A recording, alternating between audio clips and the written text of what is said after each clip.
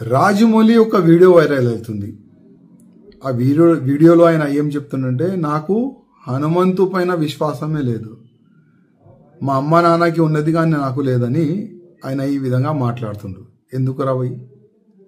విశ్వాసం నీకు లేదు కానీ అదే ధర్మం పట్ల, అదే దేవుళ్ళ పట్ల మూవీస్ తయారు చేయాలి, కోట్లు రూపాయలు సంపాదించుకోవాలి. అసలేంది నీ ప్లాన్ ఏంది, నీ ఆలోచన ఏంది? అంటే ఆల్రెడీ ఇంకొక మూవీ తీస్తున్నావు వారణాసి, దాంట్లో మహేష్ బాబుకి తీసుకున్నావు.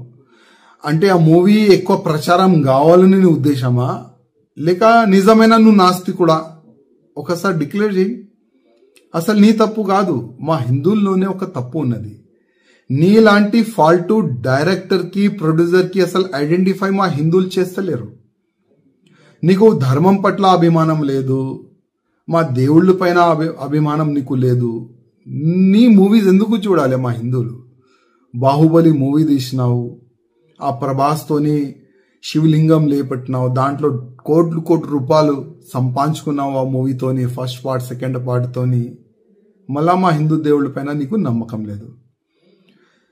మా హిందువులకి ఒక మాట చెప్పాలంటున్నా, ఇది ఈ రాజమౌళిది ఇది ఫస్ట్ కామెంట్ కాదు. గతంలో కూడా భగవాన్ శ్రీకృష్ణ దాసులు అంటే ఉంటాయి కదా, 16,000 దాసులు కాదు లవర్ అని ఈ విధంగా ఆయన గతంలో కూడా కామెంట్ చేసిండు. మళ్ళా నాకు రాముడి పైన విశ్వాసం లేదు, రాముడి స్టోరీ బోరింగ్ స్టోరీ అని కూడా ట్వీట్ కూడా గతంలో చేసిండు. ఇప్పుడు హనుమంతు పైన కామెంట్ చేసిండు. నా హిందువులారకి ఒక నివేదిక చేస్తున్నా, ఇట్లాంటి ఫాల్తూ డైరెక్టర్, ఫాల్తూ ప్రొడ్యూసర్ పైన కంప్లైంట్ ఇవ్వండి. ఇట్లాంటి వ్యక్తులకి జైల్లో పడేస్తే అర్థమవుతుంది, హిందూ దేవుళ్ళ పైన కామెంట్ చేస్తే అసలు ఏమవుతుంది నా గతి అని ఈయనకి అర్థమవుతుంది. అదేవిధంగా ఈ ఫాల్తూ డైరెక్టర్ ప్రొడ్యూసర్ తీసిన మూవీ ఎవరు కూడా చూడకండి. మనం చూస్తాం కోట్లు రూపాయలు, 100 కోట్ల రూపాయలు, 1000 కోట్ల రూపాయలు ఈయనకి సంపాదిస్తాం. అందుకోసం ఈ నాస్తికుడు మన ధర్మం పైన ఏ నోరుకొస్తే అది కామెంట్ చేస్తుండ్రు.